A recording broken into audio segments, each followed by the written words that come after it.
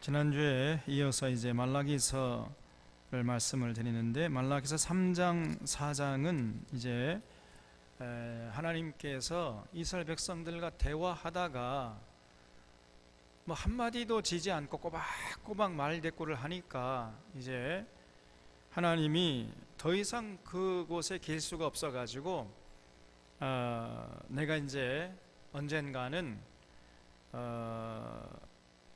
네 사자를 보내가지고 나의 길을 준비케 하겠다, 이렇게 이제 말씀하시고, 그래서 그 사자가 와가지고 너희들의 마음을 내게로 돌리고 또 나의 마음을 너희에게로 돌리면은 좋겠지만은 그렇지 않으면 내가 다시 와가지고 너희들을 심판할 것이다, 그런 말씀을 하면서 이제 구약 성경이 끝나버려요. 구약의 문이 닫혀버리거든요. 그러면서 이제 하나님이 이스라엘 백성들과의 대화를 마치고 그냥 떠나가 버리신 겁니다. 그런 아주 참 안타까운 그런 구약 성경의 결말이 아주 그 비극적으로 끝나버려요. 그래서 이제 이 말라기 선지자의 예언처럼 결국은 뭐 구약 성경에서 끝하고 신약 성경에 시작하고 그 기간이 한 400년 정도가, 그러니까 내가 언젠가 네 사자를 보낼 것이다, 그래서 그 사자가 내 길을 준비할 것이다, 이렇게 말했는데 그 기간이 뭐 우리는 뭐 1년 2년 정도가 아니고요, 400년이에요 400년. 그래서 그 신구약 중간사라고 그러죠. 그런 기간이 있은 다음에 드디어 이제 세례 요한이 유대 광야에서 회개하라, 하나님 나라가 가까워 왔느냐, 그러면서 이제 신약의 문이 열렸던 것입니다. 그래서 그 구약 성경의 마지막 부분을 우리가 이제 3장 4장에서 볼 수 있는데, 3장을 보겠습니다. 3장 1절에 만군의 여호와가 이르노라, 보라 내가 내 사자를 보내리니 그가 내 앞에서 길을 준비할 것이요 또 너희가 구하는 바 주가 갑자기 그의 성전에 임하시리니 곧 너희가 사모하는 바 언약의 사자가 임하실 것이라 그랬죠. 여기서 내 사자를 보내리니 할 때 그 사자는 누구겠습니까? 세례 요한으로 볼 수 있는 거죠. 그래서 그 세례 요한이 이제 와가지고 예수님의 길을 평탄케 하고 예수님의 길을 준비했잖아요. 너희가 구하는 바 주가 갑자기 그의 성전에 임하시리니 할 때 이 주는 그러니까 당시에 이스라엘 백성들이 구하는 주가 누구겠습니까? 여기 주라는 것은 아돈이라고 하는데, 이제 그 이스라엘 백성들은요 여호와 하나님을 부르기를 굉장히 두려워했습니다. 이름을. 우리도 그 옆집에 그 부모님, 아버님의 성함을 부르는 것이 참 죄송스럽고 어렵잖아요. 그래서 춘부장 계십니까? 뭐 이렇게 얘기하는 것처럼 이스라엘 백성들도 여호와, 야훼라는 하나님의 이름을 부르기 굉장히 두려워했습니다. 그래서 아도나이라는 그런 뭐 춘부장 정도, 그 정도의 말을 따로 만들어 가지고 불렀는데 그것이 바로 이 주예요. 이 주가 아돈이라고 되어 있습니다. 아돈. 이 히브리의 말을 보면 너희가 구하는 바 주가, 그러니까 이 이스라엘 백성들이 당시에 구하는 주가 누구겠어요? 누가 오기를 그렇게 바랬죠? 하나님이 보내신 메시아. 그 메시아가 갑자기 이제 죄 성전에 임할 것이다. 그래서 예수님이 갑자기 오시지 않았습니까? 그 예수님을 말한다고 보는 거예요. 그래서 너희가 구하는 바 주가 갑자기 그 성전에 임하시리니 곧 너희가 사모하는 바 언약의 사자가 임하실 것이라. 그래서 예수님 전에 세례 요한이 일어날 것을 말라기 선지자가 예언했고 그 후에 이제 메시아가 오실 것이다. 그다음에 2절 보면 그가 임하시는 날을 누가 능히 당하며 그가 나타나는 때에 누가 능히 서리요 그는 금을 연단하는 자의 불과 표백하는 자의 잿물과 같을 것이라. 금을 연단하는 그 불, 여러분 얼마나 그 불이 셉니까? 그리고 표백하는 자의 잿물, 표백하는 잿물 굉장히 독성이 강하죠. 그 앞에서는 뭐 흔적도 없이 사라져 버리지 않겠습니까? 그런 굉장한 능력을 가지고 이제 오실 것이다 그랬습니다. 3절에 보면 그가 은을 연단하여 깨끗하게 하는 자 같이 앉아서 레위 자손을 깨끗하게 하되 금 은같이 그들을 연단하리니 그들이 공의로운 제물을 나 여호와께 바칠 것이라. 그때 유다와 예루살렘의 봉헌물이 옛날과 고대와 같이 나 여호와께 기쁨이 되려니와. 그러니까 이제 그 메시아가 오셔서 이스라엘 백성들을 진실로 회개하고 하나님께로 인도하는, 그래서 그 이스라엘 백성들이 드리는 제물을 이제 하나님이 기쁨으로 흠양할 수 있을 정도가 될 수 있도록 그렇게 하시겠다는 거예요. 그때 유다와 예루살렘의 봉헌물이 옛날과 고대와 같이 나 여호와께 기쁨이 되려니와 내가 심판하러 너에게 임할 것이라. 점치는 자에게와 간음하는 자에게와 거짓 맹세하는 자에게와 품꾼의 삭세에 대하여 억울하게 하며 과부와 고아를 압제하며 나그네를 억울하게 하며 나를 경외하지 아니하는 자들에게 속히 증언하리라. 그러니까 그 이제 메시아가 오셔가지고요, 메시아께서 심판하실 때 이런 사람들은 그 메시아 앞에 설 수가 없다는 것입니다. 메시아께서 그들의 죄악상을 증언하는 증인으로 나서겠다는 거예요. 그러니까 여기 점치는 자, 그리고 간음하는 자, 거짓 맹세하는 자, 품꾼의 삭세에 대하여 억울하게 하는 자. 그러니까 뭐 일 시켜놓고 저기 사업주가 말이죠, 임금을 주지 않고 자꾸 떼어먹고 임금 주겠다 하놓고는 깎고 말이 안 주고 막 그런, 그래서 그 요즘 말로 말하면 갑질하는 자죠. 을에 대해서 갑질하는 이런 자들, 그리고 고아와 과부를 압제하며 나그네를 억울하게 하는 이런 자들, 그런 자들의 그 죄악상을 다 까발리겠다는 거예요. 그 메시아가 오셔가지고 그들의 잘못을 증언하는 증인으로 나서겠다. 그러니까 쉽게 말하면 이거는 뭐 여러분 신의 언약이라고 볼 수 있지 않습니까? 하나님 사랑하고 이웃 사랑하고 더불어 살아라. 그 가르침에 따라서 살지 않는 이런 자들은 이제 메시아가 오셔가지고 심판하실 것이다, 그런 얘기지요. 6절에 보면 나 여호와는 변하지 아니하나니, 거기 줄쳐 보십시오. 나 여호와는 변하지 아니.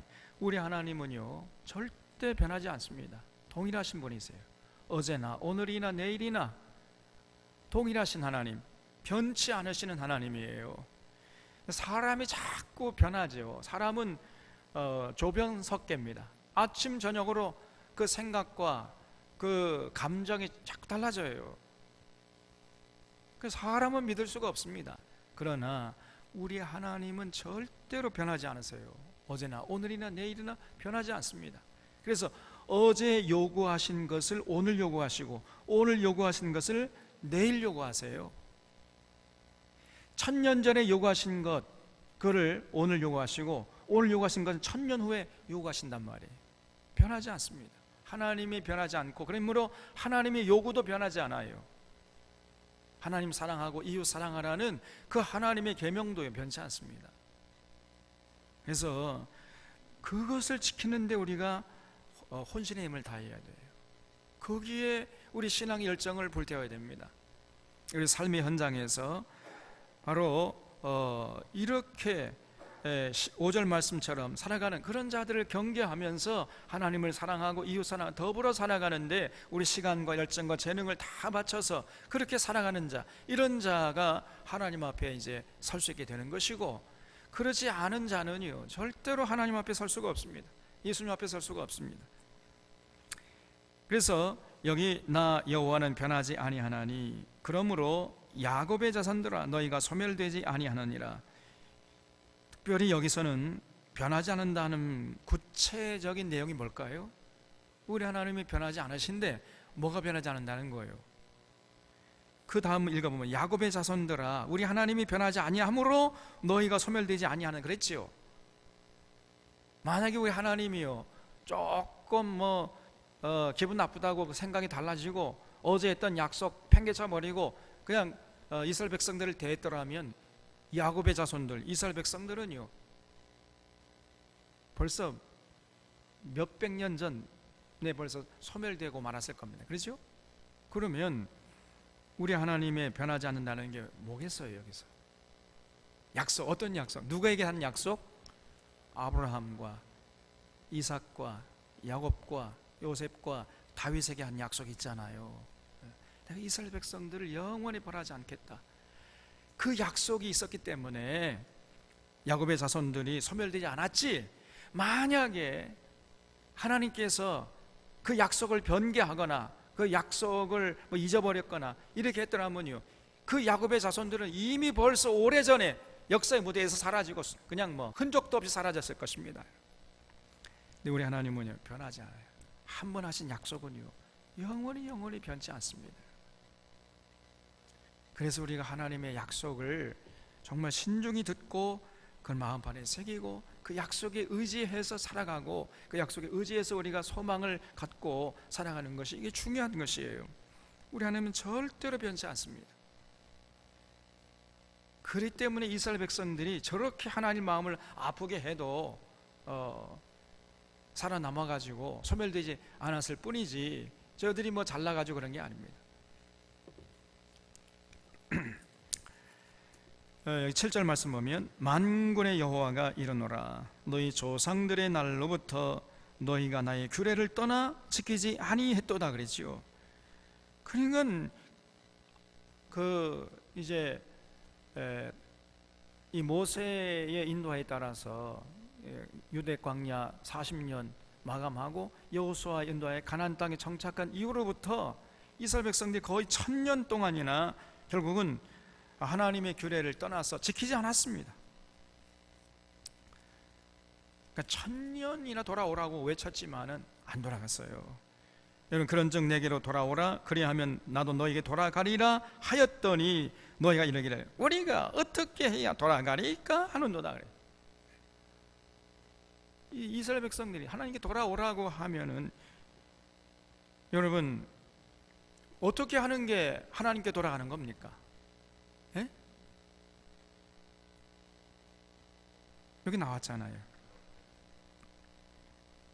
하나님께 돌아오라고 외치면은 이 사람들이 우리가 어떻게 해야 하나님께 돌아가겠습니까? 막 이렇게 또 따져요.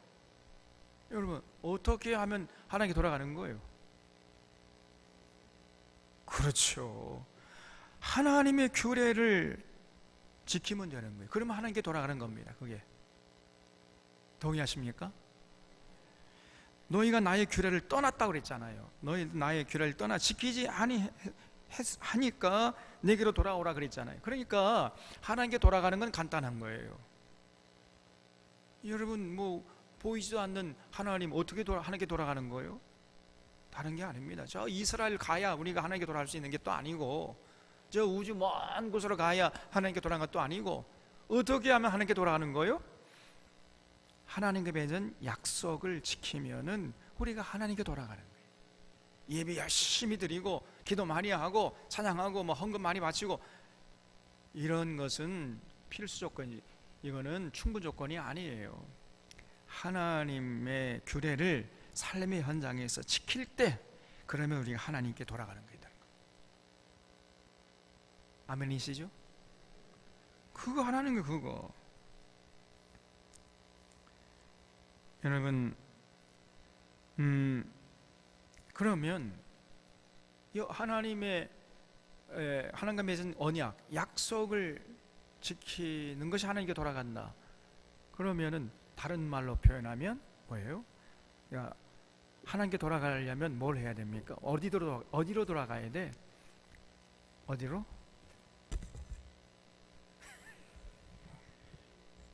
성경으로 돌아가야죠. 그렇죠?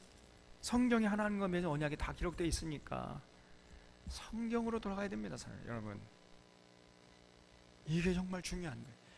이 한국 교회가 이걸 깨닫지 못하고 있어요. 성경으로 돌아가야 되는데, 또 성경으로 돌아가자 그러면 성경으로 돌아가자는 것이 뭔지도 조차 몰라요. 그냥 주제별로 성경 공부 조금 이렇게 하고 무슨 단권으로 또 강의 설교 정도 하면은 성경으로 돌아간 줄 알아요. 아닙니다.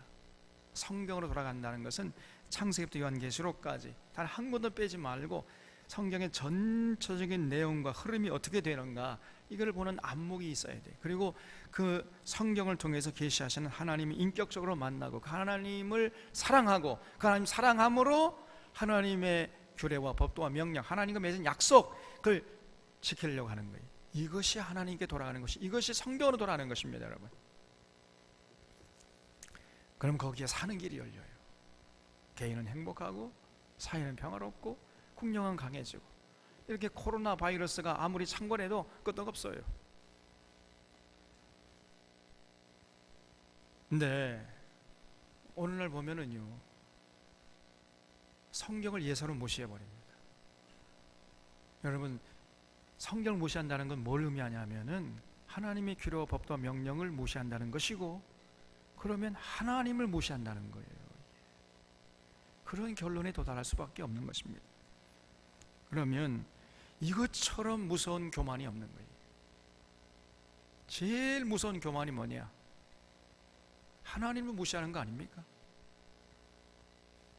그러니까 다시 말하면 성경을 무시하는 거예요. 아이고, 나 이렇게 열심히 예배드리고, 내가 기도 많이 하고, 내가 방언기도 받았는데 방언기도 하는데, 이 방언기도 하는 사람들 보면 예사로 성경을 무시해버려요. 성경을 집어 던져버립니다. 나 이제 성령이 임해가지고 성령 충만, 방언기도 하니까 자기가 성령 충만한 줄 알아요. 악령 충만한지도 모르고. 그러면서 성경을 집어 던집니다.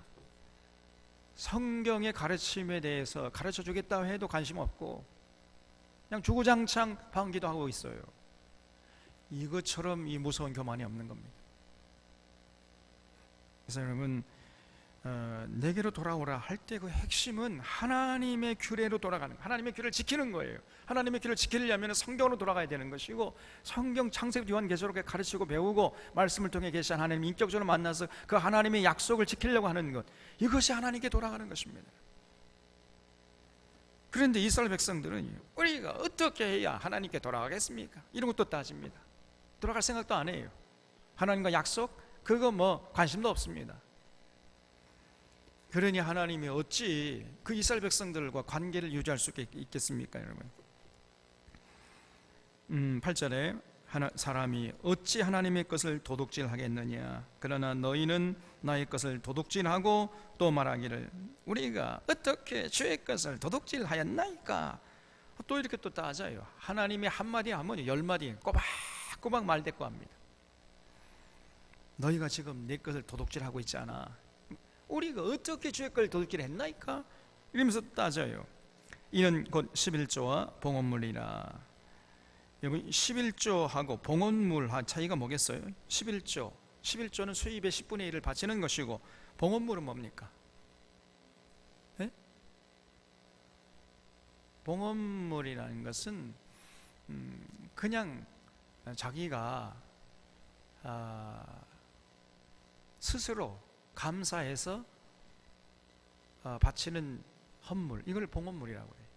그러니까 11조는 좀 의무성이 있었어요. 의무적인 10분의 1을 바치는 것은 좀 의무적인 성격이 강했던 것이고, 여기 봉헌물이라는 것은 자기가 그냥 받은 바 은혜가 감사해서 그냥 언론을 하면은 감사 헌금 정도, 그 정도 될 겁니다.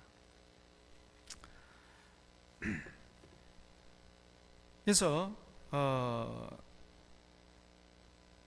그 당시에 이스라엘 백성들이요, 11조도 안 바쳤던 거죠.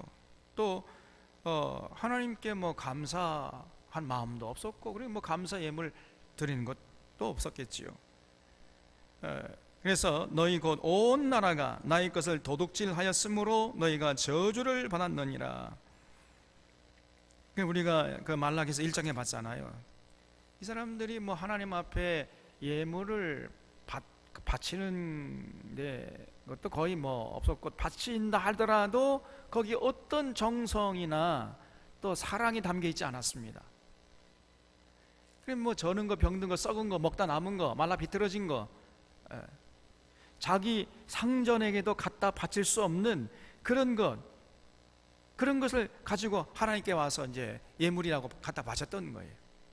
그러면서 막 이렇게 번거로운 거, 뭐 이렇게 까탈스러워 하나님 말이에요. 이러면서 그들이 드리는 예물에 어떠한 감사의 마음이나 정성이나 또 하나님을 존경하는 거나 사랑하는 이런 마음이 없이 그냥 의무적으로, 습관적으로 이렇게 갖다 바친 거예요. 그러다가 또 뭐 이제 안 바치고 이렇게 했던 것이죠. 그러므로 너희가 저주를 받았다. 그래서 10절에 보면 만군의 여호와가 이르노라, 너희의 온전한 11조를 창고에 들여 나의 집에 양식이 있게 하고. 거기 온전한 11조 줄쳐보라 그랬지요. 온전한 11조가 뭐라 그랬습니까? 여러분, 이 온전한 11조의 개념을 잘 이해를 하셔야 돼요. 이 온전한 11조, 그 제가 지난주에 말씀드렸잖아요. 온전한 11조가 도대체 뭐냐? 이게 그러면 나 온전한 11조 드리고 싶은데 이것이 매출의 11조냐, 뭐 이익의 11조냐, 생활비의 11조냐, 이렇게 이제 따지겠죠? 그런 정도의 생각밖에 하진 못해요. 그런데 여러분 보세요. 예수님께서 이 바리새인들 보이기만 하면 얼굴이 불그락 하면서 이 독사의 새끼들아 막 그랬잖아요. 너 이거 어떻게 하나님의 심판을 피하겠느냐? 그 마태복음 23장 한번 보세요. 마태복음 23장 23절에 보면 예수님께서요 얼마나 분노하시는지 당시에 사유관들 바리새인들 보기만 하면요 아주 이렇게 막 화 있을진지요, 외식하는 사유관들 바리새인들이요 이렇게 막 저주를 퍼부어요. 23장 전체가 그렇게 되어 있습니다. 근데 23장 23절에 보면은 특별히 이 바리새인들과 서기관들이 뭘 했냐면요, 화에 쓴자 외식하는 서기관들과 바리새인들이 너희가 박하와 회향과 근처의 11조는 들이되 율법에 더 중한 바 정의와 긍휼과 믿음은 저버렸도다 그랬죠. 그러니까 지금 이 서기관들 바리새인들은요 박하와 회향과 근처의 11조 열심히 드렸습니다.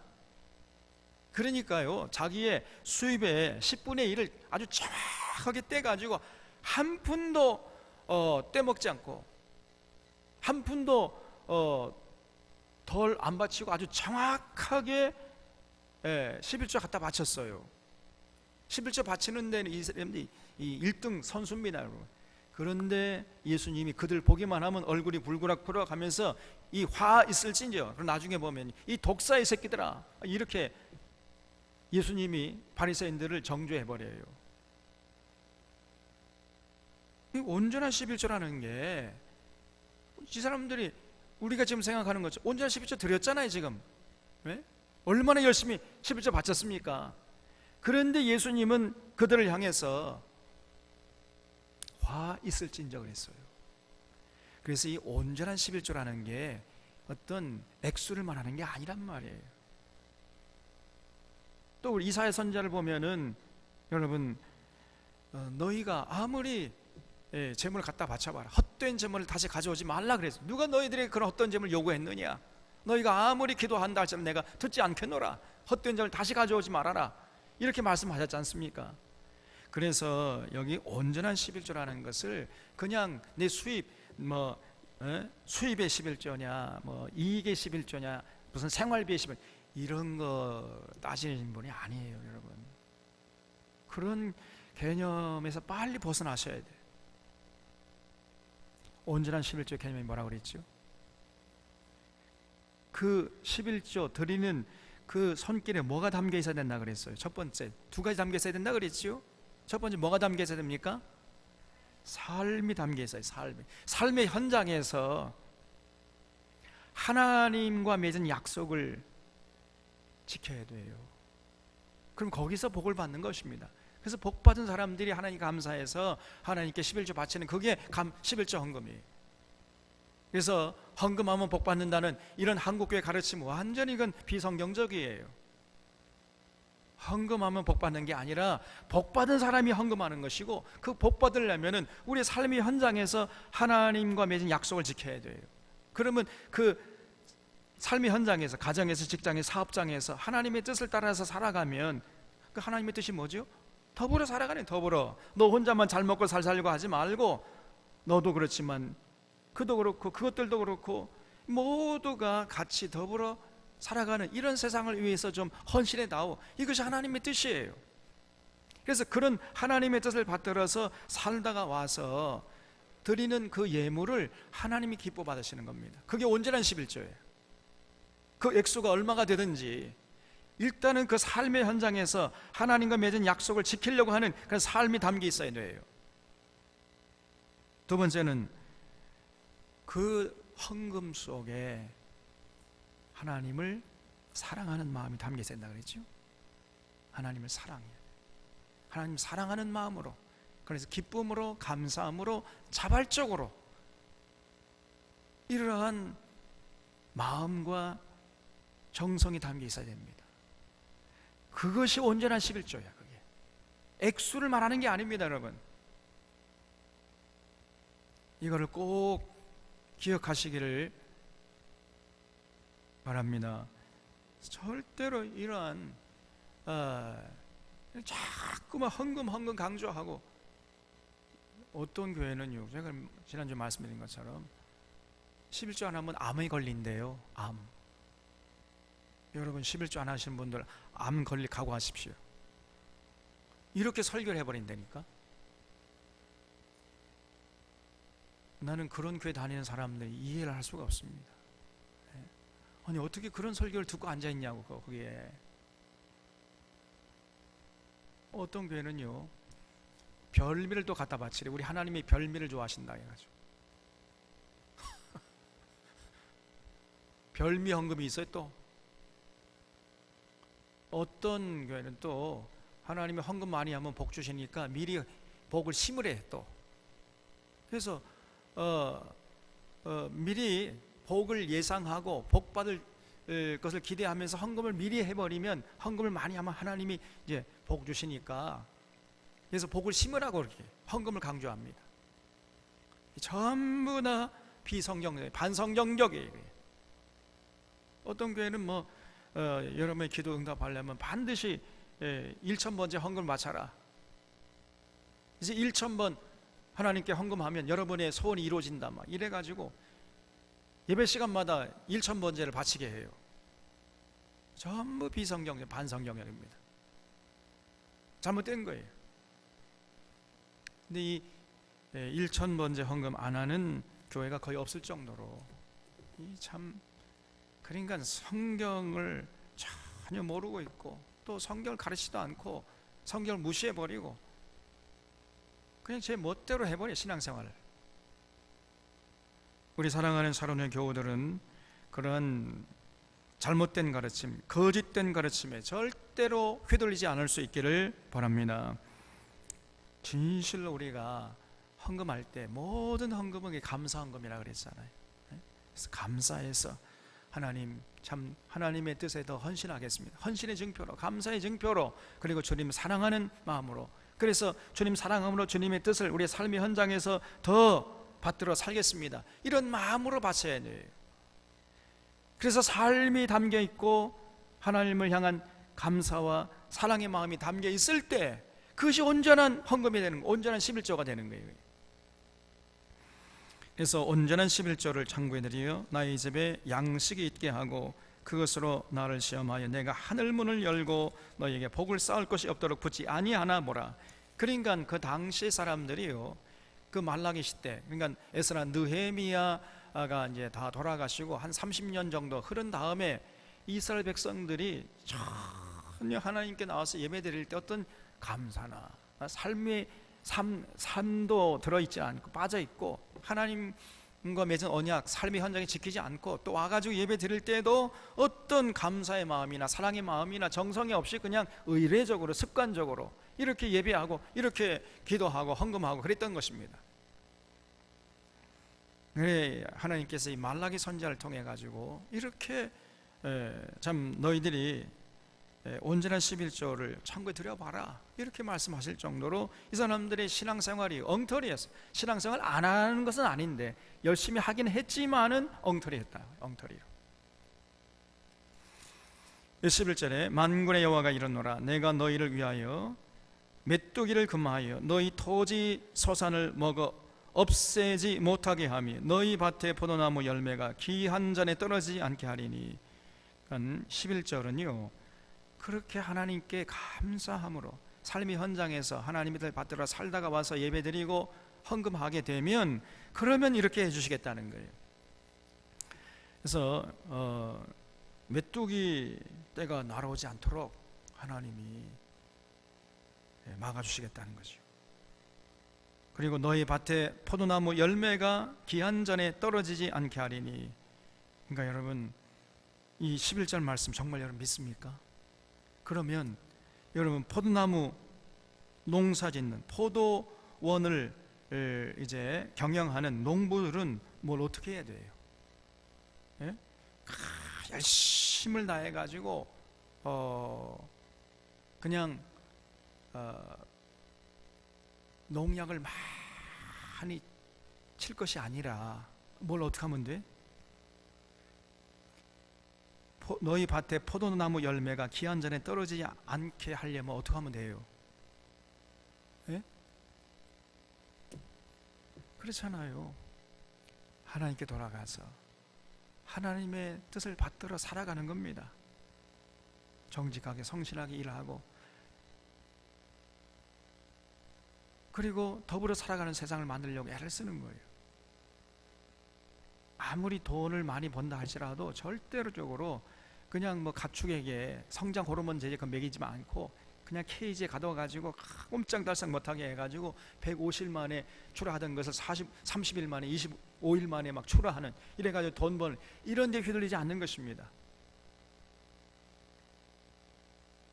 그래서 삶이 번듯하게 반듯하게 살도록 하는데 거기에 관심 갖고 하나님께 돌아가서 하나님과 맺은 약속을 지키는데 거기에 최선을 다하면은 땅도 기름져져 가지고요 밭에 포도나무 열매가 기한 전에 떨어지지 않는다는 겁니다. 그럼 농약을 열심히 치려고 할 게 아니라 하나님의 뜻을 받드는 여기에 열심을 우리가 돼야 되는데 보통 사람들은 지금 이거는 열심히 안 하고 그냥 포도나무 열매가 기한 전에 떨어져 버리니까 그냥 떨어지지 않도록 농약을 열심히 쳐버려요. 근데 이제 농사 짓는 분들 보면은 현실적으로 농약을 안 치면 나만 하는 게 없다 이런 얘기를 많이 들어요. 그래서 뭐 농부들의 그 입장도 고려하면은 사실 이렇게 말하는 게 저도 마음이 무겁습니다만, 근데 여러분 왜 정말 이 하나님의 말씀을 우리가 생명처럼 여긴다 하면은요 우리 믿는 자들만이라도 물론 농약 다른 사람들은 뭐 10번 치는 우리는 한 2-3번 치고 우리가 지금 무게중심을 두고 살아야 할 것은 하나님과 맺은 약속, 삶의 현장에 지키려고 애를 쓰는 겁니다. 더불어 살아가는 세상을 위해서 헌신하도록 그렇게, 그리고 하나님 사랑하고 하나님을 받들어 사는 이런 신앙생활 하는데 열심을 내는, 그러면은 아무래도 농약 10번 치기보다도 땅의 지력이죠. 땅의 지력을 높이는 쪽으로 그렇게 이제 우리가 머리를 써야 됩니다. 그러면은 농약을 많이 쓰지 않아도 된다. 그럼 12절에 너희 땅이 아름다워짐으로, 그래서요 사실 정말 하나님의 뜻대로 살게 되면은 땅이 아름다워지게 돼 있습니다. 점점 지금 우리나라 땅이 지금 척박해지고요 지력이 다 떨어지고, 뭐 우리가 매일 듣는 얘기지만은 옛날의 농산물하고 지금 농산물을 비교해 보면요 옛날 농산물의 영양가적으로 볼 때 지금 농산물은 10분의 1밖에 없다는 거예요. 그 속에 영양가가, 예를 들어서 무 같은 것도 옛날 무하고 지금 무가 겉은 똑같은 무지만은 그 영양가적인 차원에서 따지게 되면요 지금 오늘의 물을 옛날처럼 물을 통해서 영양가를 습득하려면은 10배 이상을 먹어야 된다는 거예요. 옛날엔 무 하나만 먹어도 우리 몸에 필요한 모든 영양가를 우리가 얻을 수 있었다면 지금은 10개를 먹어야 우리 몸에 필요한 영양가를 얻을 수 있다는 겁니다. 그 정도로 지금 땅의 지력이 약화되어 있습니다. 그래서 농약을 치지 않으면 도저히 농사가 안 될 정도 이렇게 되어버린 거예요. 다른 나라는 그렇지 않아요. 여러분 이스라엘 가보세요. 이스라엘 농약 절대 안 칩니다. 이렇게 농약을 많이 치는 나라는 전 세계에서 대한민국 외에 별로 없어요. 너희 땅이 아름다워짐으로 모든 이방인들이 너희를 복되다 하리라. 그래서 우리가 하나님께 돌아가서 하나님의 뜻을 받드는 삶을 살다 와서 하나님께 예배드리고 신앙생활을 하게 되면요, 땅이 아름다워져요. 땅이. 농부들도 정직하게 성실하게 땀 흘려 농사지기 때문에. 그 다음에 13절에 여호와가 이르노라 너희가 완악한 말로 나를 대적하고도 이러기를 우리가 무슨 말로 주를 대적한나이까 하는도다. 그래서 하나님이요, 야 이것들아 너희가 완악한 말로 지금 나를 대적하고 있잖아. 그러니까요 또 우리가 무슨 말로 주님을 대적했나이까? 이러면서 또 따져요. 여러분 우리 하나님 다 듣고 계십니다. 여러분 하나님은요 그 하나님 앞에서 숨을 자가 없잖아요. 하나님 못 듣는 게 없어요. 우리 혀의 말, 우리 입술의 말뿐 아니라 우리 혀의 말도 알지 못하시는 것이 없다 그랬잖아요. 시편 139편에 시편 기자가. 사람들은요 이 혀의 말은 잘 모릅니다.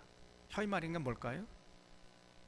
사람들이 알아듣지 못하도록 혼자 하는 중얼중얼거리는. 여러분 무슨 말인지 알겠어요? 알아요? 내가 지금 무슨 말을 하는지 내가 다시 한번 얘기할래. 무슨 말인지 알겠어요? 근데 하나님 아신대요. 그게 혀의 말이야. 혀의 말. 입술의 말뿐 아니라 입술의 말이라는 것은 뜻이 통하도록 하는 말이고 혀의 말이라는 것은 뜻이 통하지 않도록 자기 혼자 하는 말, 독백 같은 이런 말도 모르시는 것이 하나도 없으시다 그랬어요. 여러분 우리 하나님 다 듣고 계십니다. 여러분 그래서 그런 하나님 앞에서 함부로 말을 해요. 완악한 말을 합니다. 그 내용이 뭡니까? 14절 보면 이는 너희가 말하기를 하나님을 섬기는 것이 헛되니 만군의 옆에서 그 명령을 지키며 슬프게 하는 것이 무엇이 유익하리요? 지금 우리는 교만한 자가 복되다 하며 악을 행하는 자가 번성하며 하나님을 시험하는 자가 화를 면한다 하노라. 이런 말을 함부로 해야 돼. 하나님 섬겨봤자 아무런 쓸데없어. 그 하나님의 명령 지켜봤자 맨날 슬프게 하고 쥐꼬제제 하고 살아가고 저렇게 하나님 섬기지 않고 하나님 명령 지키지 않는 사람들 봐봐. 떵떵거리고 잘 먹고 잘 살기만 하잖아. 그까지가 하나님 명령, 그거 뭐가 필요한 거야? 이러면서 함부로 말을 해대요. 그래, 야 이것들아 내가 지금 다 듣고 있어. 너희들 지금 완악한 말로 날 대적하고 있잖아. 그러면요 우리가 무슨 말로 하나님을 대적했나이까? 이것도 덤벼들어요. 그러니까 하나님의 마음이 푹 썩지 않겠습니까?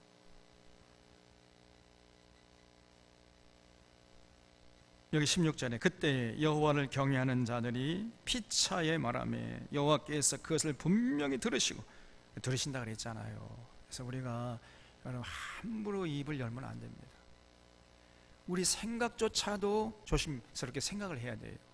왜냐하면 생각이 말이 되어서 입에서 나오잖아요. 우리가 생각하면 반드시 그 생각이 이제 입에서 말이 되고 나오는 겁니다. 생각이 말의 씨예요. 그래서 생각조차도 조심스럽게 해야 돼요. 함부로 생각하면 안 됩니다. 아무 생각이나 수용하면 안 돼요. 왜냐하면 우리 하나님이 다 듣고 계시니까. 분명히 들으시고 그랬죠. 분명히 들으시고 여호와를 경외하는 자와 그 이름을 존중히 여기는 자를 위하여 여호와 앞에 있는 기념책에 기록하셨느니라. 그래서 여러분 다윗이 그랬잖아요. 다윗이 뭐 가난한 그 다윗의 아버지가 누구죠?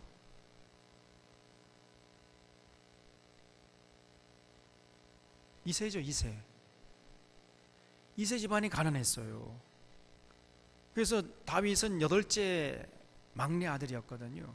그래서 다윗은 어릴 때부터 들에 나가서 양떼를 치지 않았습니까? 아주 가난했거든요. 양떼를 치는 목동이라는 것은 예나 지금이나 아주 가난한 사람들이 하는 3대 업종 중에 하나입니다. 그래서 이 목동이었다는 것 자체가 굉장히 다윗이 어렸을 때 가난하게 살았고 불우하게 살았다는 것을 상징적으로 얘기해 주는 거예요. 그런데 이렇게 이제 자기가 가난하고 정말 그 입에 풀칠하기도 힘든 그렇게 살다가 어느 날 가만히 보니 자기가 왕이 됐어요. 통일왕국의 왕이 돼 세상을 떵떵거리고 비단임을 덮고 그냥 호의호식하고 가만히 생각, 이 모든 것이 하나님의 은혜거든요. 그래서 다윗이 생각한 겁니다. 야, 나는 이렇게 잘 먹고 잘 살고 비단 입을 덮고 왕궁에 사는데 하나님의 성막은 이 언약궤를 성막 속에 모셔두고 너무너무 죄송하다, 이렇게 생각을 했어요. 그래서 어느 날 나단을 불렀지 않습니까? 나단 말이야, 자네 생각 어떤가? 나는 이렇게 호의호식하는데 하나님의 이 법궤에 하나님이 임하시니까 지금 하나님은 저 성막 천막 속에 모셔두는 게 너무 내가 죄송해서 성전을 지으려고 하는데 자네 생각은 어떤가? 그 나단이 폐하께서 기쁘신 뜻대로 하시옵소서. 그러고 이제 그날 밤에 가서 잠을 자는데 하나님이 나단에게 임하셔가지고, 나단 이놈아, 너 왜 그렇게 말했어? 내가 언제 내가 거할 이 성전을 지어주지 않는다고 너희들에게 까탈부린 적이 있더냐? 불평한 적이 있더냐? 너 내일 날이 밝으면 가가지고 다윗에게 너는 성전을 못 지어, 내가 너에게 성전 짓는 걸 허락지 않는다고 너 말해라, 이렇게 말씀하시잖아요. 이게 어디 나오죠? 사무엘 하 7장에 나와요. 그래서 다윗에게 성전 건축을 허락하지 않았습니다. 그러면서 그 다음에 하시는 말씀이 중요한데, 그러나 내가 다윗의 자손 중에서 왕이 끊어지지 않도록 해주겠다는 거예요. 결국은 그 하나님의 약속이 그대로 이루어졌죠. 그래서 다윗의 후손 중에서 누가 태어났습니까? 예수 그리스도께서 탄생. 그래서 다윗의 후손 중에서 영원히 왕이 끊어지지 않게 해주겠다는 하나님의 약속이 실현됐어요. 여러분, 다윗이 어떻게 해서 복받았습니까?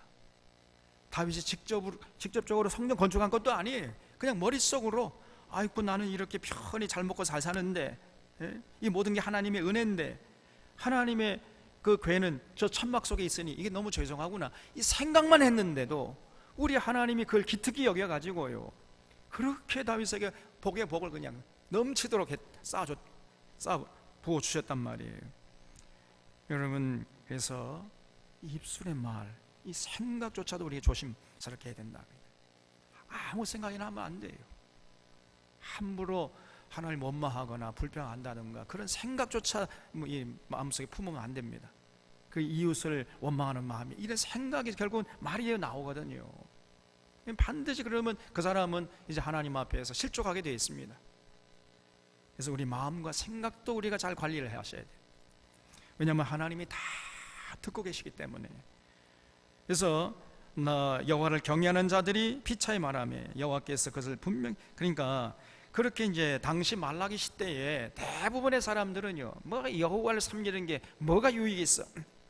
아무짝에도 쓸데가 없어. 하나님 명령시키는 거 그 아무에게 우리에게 유익한 거 없어, 이렇게 말을 하는데 대부분 사람들이 그랬는데요, 몇몇 사람은 아니야, 그런 말 하면 못 써, 이러면서 신앙을 올곧게 지켜나가는 사람이 있었다는 겁니다. 많지는 않습니다. 극소수지만은 언제 어느 시대나 그런 소수의 사람들이 있습니다.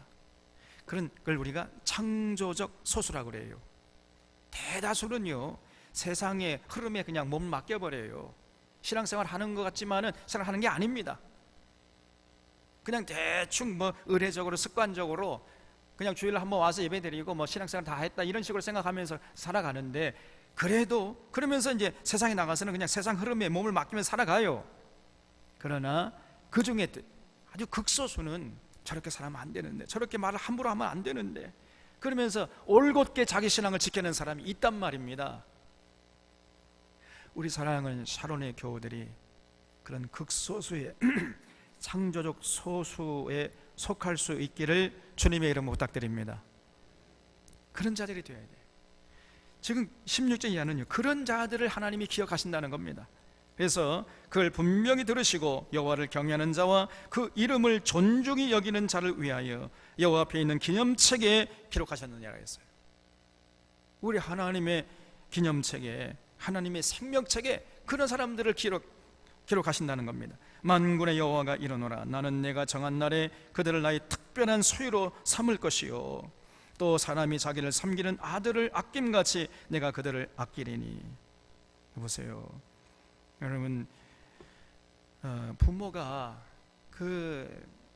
참 부모 공경을 하려고 하는 효심이 지극한 그 아들들을 얼마나 사랑하겠습니까 여러분. 있는 거 없는 거 그냥 그 아버지 그 어머니가 효심이 극심한 그런 자기 아들들, 자기 자손들 있는 거 없는 거 다 간이라도 빼줄 정도로 그렇게 하려고 하지 않겠습니까? 그런 것처럼 우리 하나님이 그렇게 하나님을 경외하는 이런 자들을 기억하시고 그들을 아끼신다는 겁니다. 아무리 세상이 타락하고 복잡하고 또 교회가 변절된다 할지라도 여러분, 그 가운데서 딱 부러지게 신앙생활 제대로 올곧게 하려고 하는 그런 자들을 우리 하나님이 기억하시고 그런 자들을 아끼신다는 것입니다.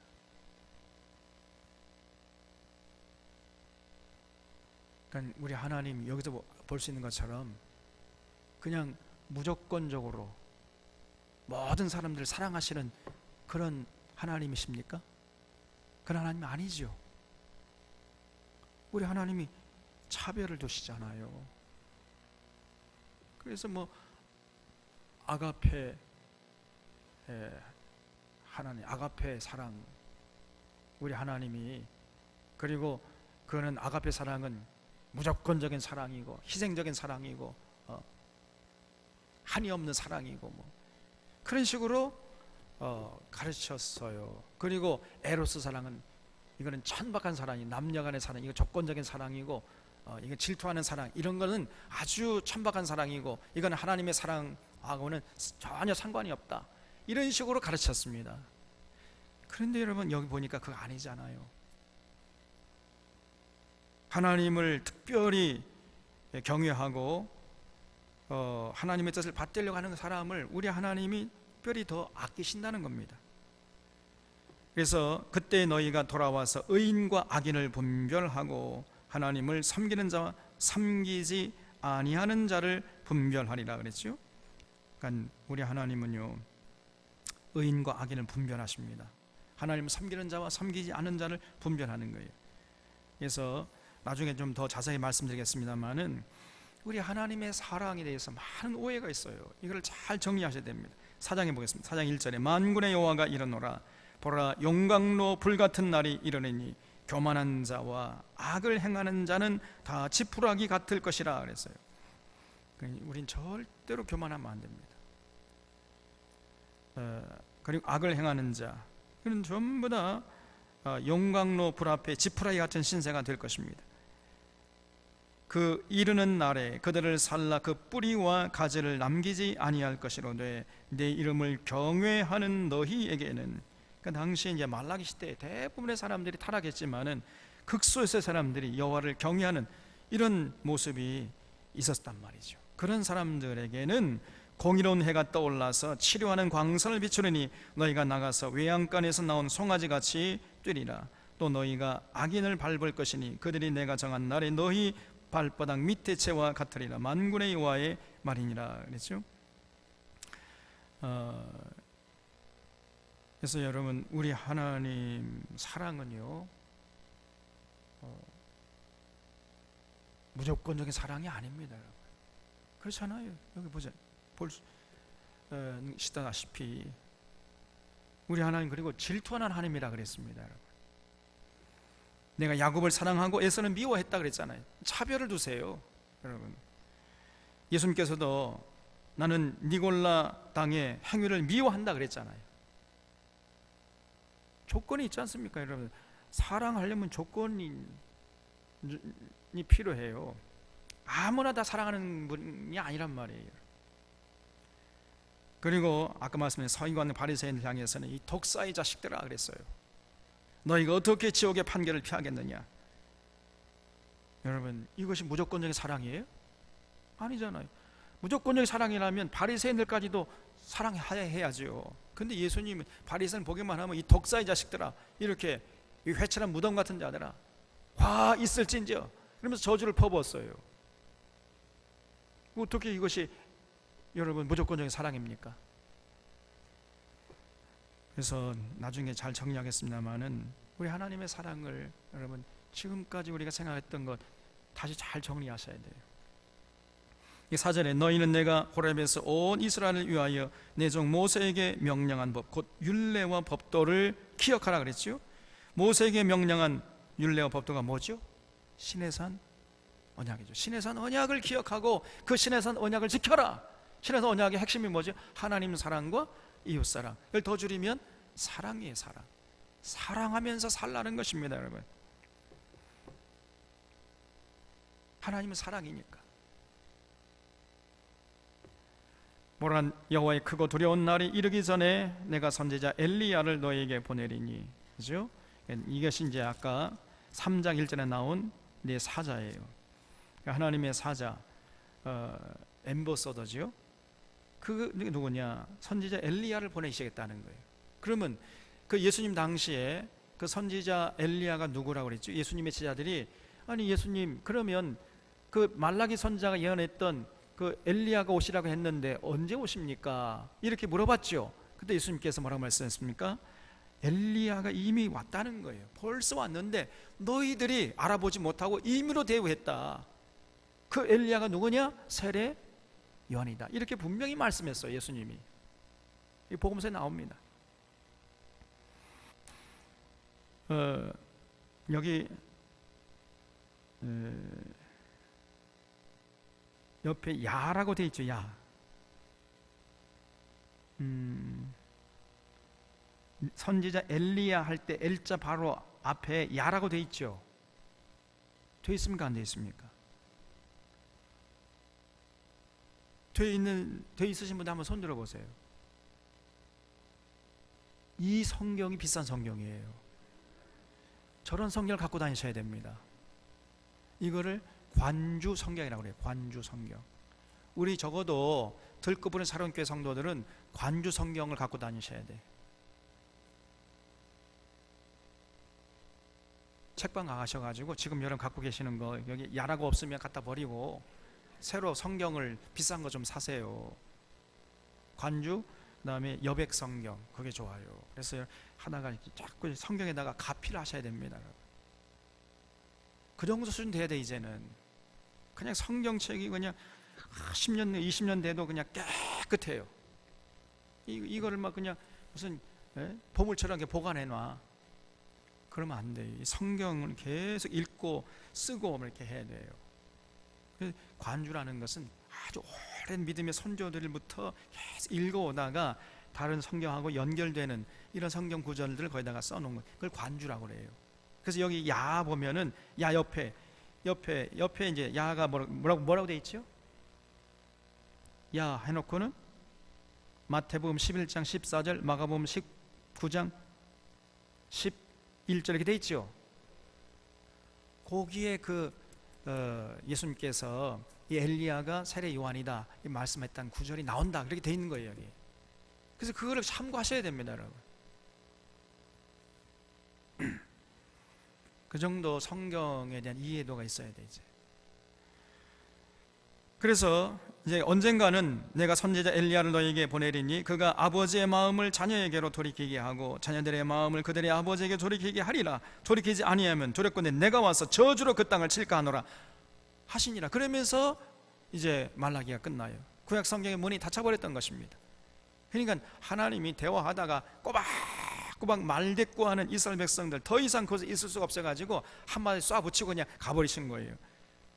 그래서 내가 언젠가 엘리야를 보내겠다 하는데 그 언젠가가 400년 걸린 거예요. 400년. 우리 하나는 하루가 1000년과 1000년 하루 같아요.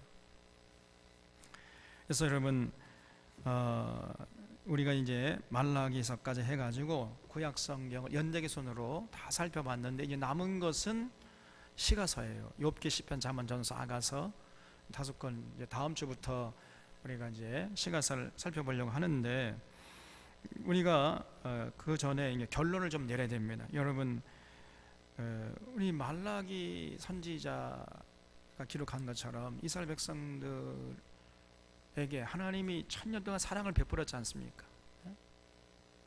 거기에 대해서 우리 구약성에 이제 마무리하는 차원에서 뭐 예언서를 통해서 또 역사서를 통해서 우리가 살펴봤죠. 하나님께서 1000년 동안 이스라엘 백성들에게 사랑을 쏟아 부었습니까? 붓지 않았습니까? 쏟아 부었죠. 그런데 이스라엘 백성들은 전혀 하나님 사랑을 받아본 적이 없다는 거예요. 그래서 여러분 우리 하나님 이스라엘 백성을 사랑했습니다. 하나님은 사랑이세요.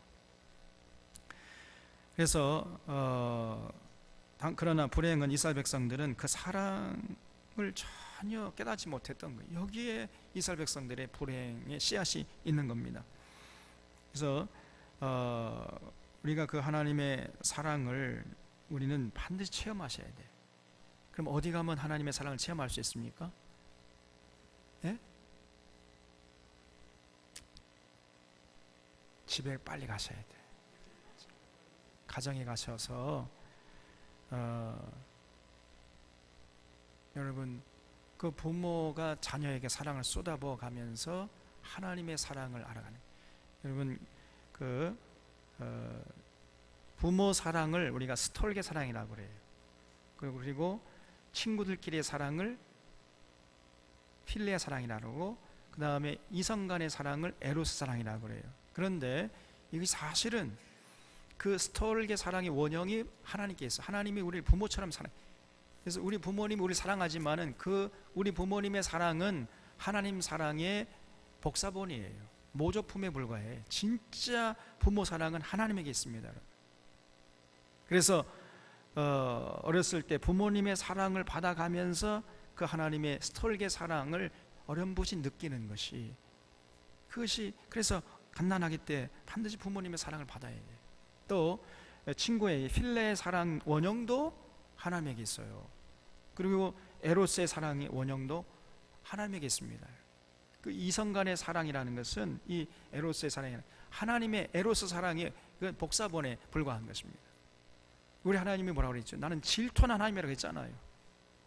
우리 하나님 질투하세요, 여러분. 그래서 에로스 사랑의 원형이 하나님에게 있는 겁니다.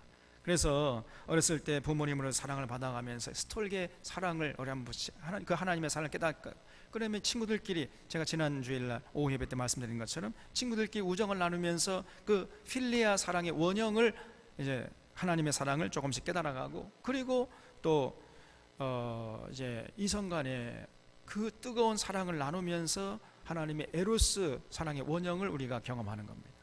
그래서 아주 어렸을 때부터 죽을 때까지 사랑하면서 하나님의 사랑을 알아가고 결국 하나님을 배워가는 과정이 인생이라 그랬어요. 그래서 여러분 우리 삶의 현장에 가서 우리가 사랑하면서 살아갈 때 하나님을 알아갈 수 있는 겁니다. 늘 우리가 사랑하면서 살아가야 돼. 우리의 믿는 사람들의 삶의 특징이 사랑이 되어야 됩니다. 사랑. 왜냐하면 하나님은 사랑이시니까. 그러면 사랑이 뭡니까, 여러분? 사랑이 뭐예요? 사랑은 눈물의 씨앗이요? 자, 몇 가지 간단하게 정리를 하겠는데, 여러분 우리가 이제 구약 성경을 요약하면서 우리 정리를 잘 해야 돼. 첫째로 여러분, 사랑은요 절대로 명사가 아닙니다. 어떤 고정된 것이 아니에요. 동사예요. 움직이는 거예요. 사랑은 움직이는 것입니다. 그래서 첫 번째로 사랑은 뭐냐? 관심을 기울이는 것, 이게 사랑이에요. 여러분 그저 내가 저 사람 좋아해가지고 선물을 조금 뭐 비싼 선물 사서 이렇게 주면은 내가 저 사람 사랑한다. 사랑은 그 정도가 아닙니다. 사랑은 호불호가 아니에요. 사랑은요, 깊은 관심을 가지는 겁니다. 애틋한 관심, 지속되는 관심. 아무리 관심을 끊으려고 해도 다시 또 관심이 가는 거예요. 이게 사랑이에요. 자꾸만 관심을 기울이는 겁니다. 우리 하나님이 우리에게 얼마나 관심이 있는가 하면요, 이만큼 관심이 있습니다. 이 정도. 이게 하나님의 우리에게 관심이 있다는 사랑의 연애 편지입니다. 이게. 여러분, 이렇게 두꺼운 연애 편지 받아본 적 있어요? 하나님이 이만큼 우리에게 관심이 있습니다. 그것이 사랑이에요. 그래서 정말 사랑은 뭐냐면요, 끊임없이 관심을 가져주는 거예요. 관심.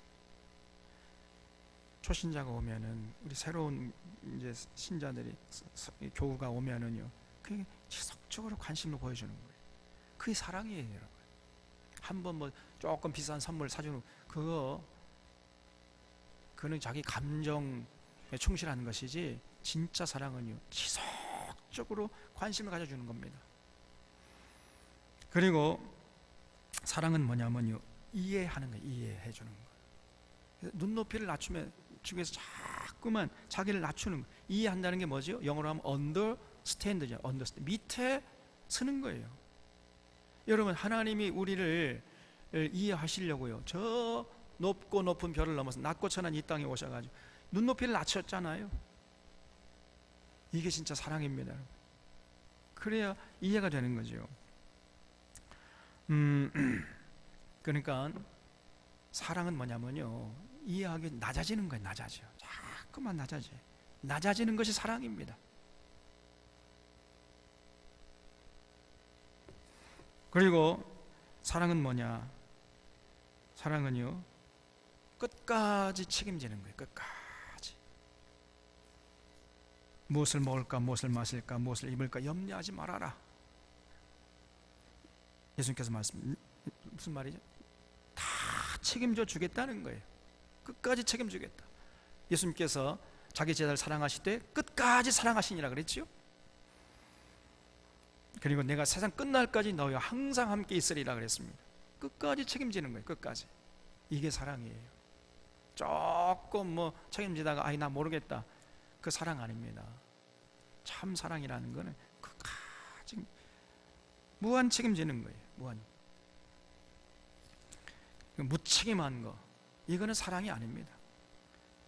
그다음에 사랑은 뭐냐면요, 존중히 여기는 거예요. 그 사랑하는 대상을 아주 높여 주려고 하고, 인격적으로 대해 주려고 하고요, 귀히 여겨 주려고, 아주 존중해 주는 것, 이게 사랑이에요.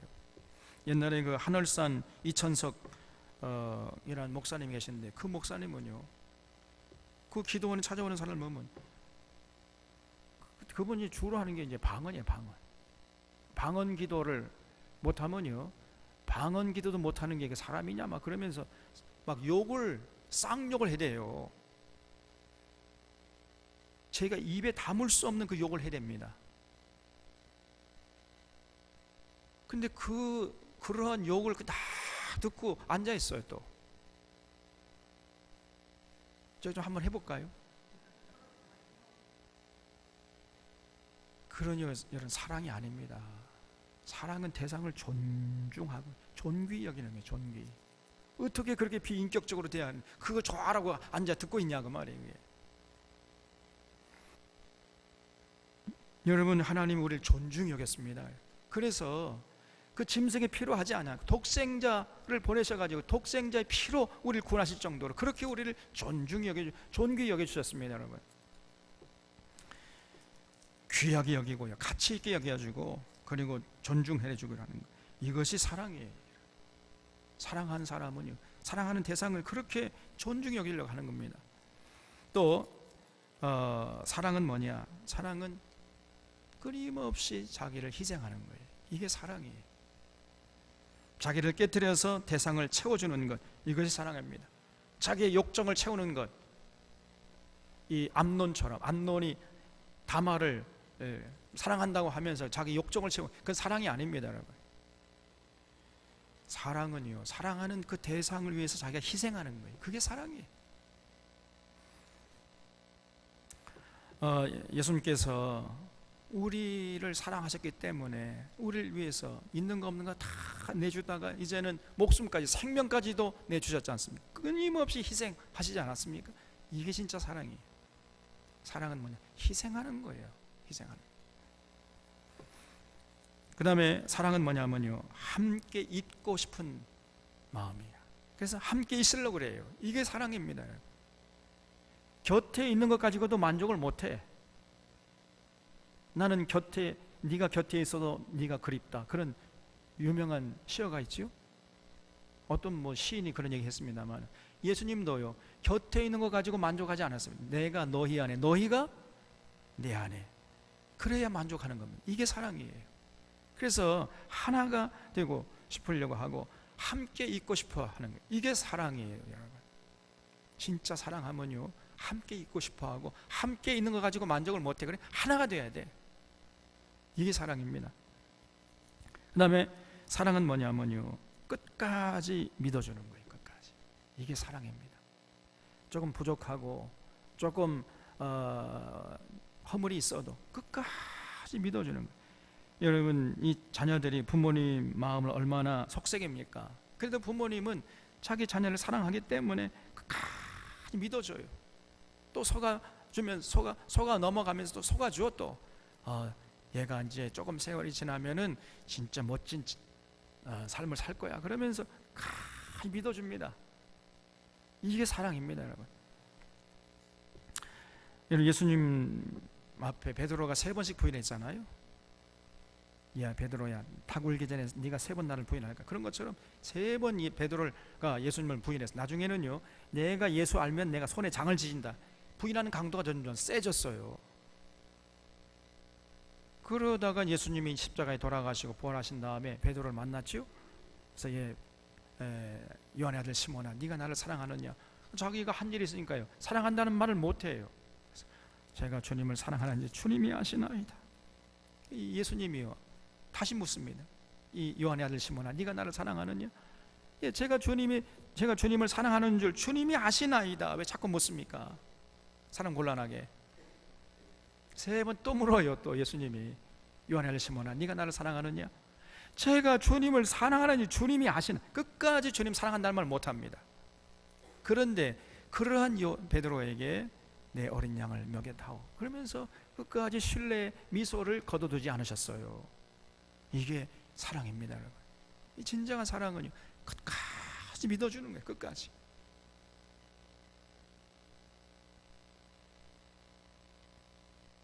그리고 또 사랑은 뭐냐면요, 대상을 생각하면서 기뻐하는 거예요. 그 생각하기만 하면 그냥 기쁨이 차고 넘쳐. 이게 사랑이에요. 내가 너희를 기뻐한다 그랬죠? 너희는 나의 기쁨의 면류관이다, 이렇게 말씀했어요. 여러분, 그래서 참 기쁨은요, 사랑할 때 얻는 거예요. 사랑할 때. 사랑하는 건 대상을 항상 기뻐하는 것입니다. 그리고 사랑은 뭐냐면요, 영원히 섬기고 싶은 마음이, 영원히. 그래서 예수님께서 내가 온 것은 섬김을 받으러 한 것이 아니라 도리어 섬기러, 많은 사람들을 위해서 내 목숨을 버리기 위해서, 대성물로 주기 위해서 내가 왔다, 내가 섬기러 왔다, 이렇게 말씀했잖아요. 섬김을 받으러 온 것이 아니라 섬기러 왔다, 이렇게 말씀했습니다. 그래서 여러분, 우리 하나님이 우리 끊임없이 섬기고 싶어 하세요. 이게 사랑입니다. 하나님이 우리를 뭐하러 창조했겠어요? 섬기려고. 그래서 우리를 사랑하고 싶어가지고 창조하신 겁니다. 끊임없이 섬기고 싶으신 거예요. 그래서 여러분, 이게 좀 있으면 이제 매화꽃, 지금도 벌써 뒤에 매화꽃 펴잖아요. 봄이 되면 매화꽃이 피고, 그래서 그냥 아름다운 향기를 우리 코에 싹 불어 넣어주세요. 그 다음에 조금 봄이 되면 이제 개나리, 진달래, 목련, 그런 것도 피어가지고 우리를 기쁘게 하잖아요. 끊임없이 하나님 우리 섬기시는 겁니다, 여러분. 그리고 5월이 되면 이제 그 아름다운 장미, 수천 송이 장미, 수천 송이가 뭐예요? 수천만 송이를 보내주셔가지고 우리를 기쁘시게, 우리를 섬겨주시는 거예요. 가을에 국화까지 해가지고 끊임없이 하나님이 우리를 섬기시는데, 사람들이요 싸가지가 없어가지고 나가 보지도 않아. 그래서 하나님이 언제 우리를 사랑하십니까? 뭐 이러고 불평이나 하고 앉아있고. 여러분, 사랑은 뭐냐면요, 끊임없이 섬기려고 하는 거예요. 그래서 이런 사랑의 본질을 우리가 마음속에 새기면서 이렇게 삶의 현장에서 이렇게 사랑하면서 하나님을 알아가고 배워가는 과정, 이것이 진짜 신앙생활이, 이것이 인생이란 말이에요. 우리 사랑하는 서른의 교우들은 하나님은 사랑이시다는 것을 잊지 말고 이제 구약성경 결론을 낼 때가 됐는데, 여러분, 다른 게 아닙니다. 하나님 믿는다는 게 뭐냐? 아무것도 아니에요. 삶의 현장에 가서 사랑하는 거예요. 사랑. 그래서 이렇게 깊은 관심을 가지고, 애틋한 관심을 가지고 이해하려고 하면서, 그리고 또 끝까지 책임지면서, 존중히 여기면서, 또 희생하면서, 그리고 하나가 되려고 하고, 그리고 끝까지 믿어준 것, 그리고 그 대상을 기뻐하면서 또 영원히 섬기고 싶은 이런 마음으로 살아가는 겁니다. 그러면서 하나님이 이렇게, 이런 사랑으로 우리를 사랑하시는구나, 그거를 체험하고 알아가는 그런 삶을 살아가는 우리 산원의 교우들이 되어주시기를 주님의 이름으로 부탁드립니다. 그런 삶이 있어야 돼요. 삶의 현장에서, 가정의, 직장의, 사업장에서 이렇게 사랑하면서 하나님의 사랑을 알아가고 배워가고 결국은 하나님을 체험해가는 이런 사람이 진짜 믿음의 사람이에요. 종교적인 행위, 예배드리고, 제가 오늘 새벽에도 말씀드렸습니다마는, 여러분, 사실은 이렇게 사랑하면서 삶의 현장에 살아가는 그 삶 자체가, 그것이 바로 예배입니다. 여러분, 그게 바로 예배예요. 그리고 그 하나님의 뜻을 받들어 살아가는 그 삶 자체가, 그것이 바로 기도야. 그게. 그걸 잊지 마시고, 여러분, 정말 사랑하면서 하나님을 알아가는 이런 아주 멋진 인생들 다 되시기를 주님의 이름으로 축원합니다. 기도하겠습니다.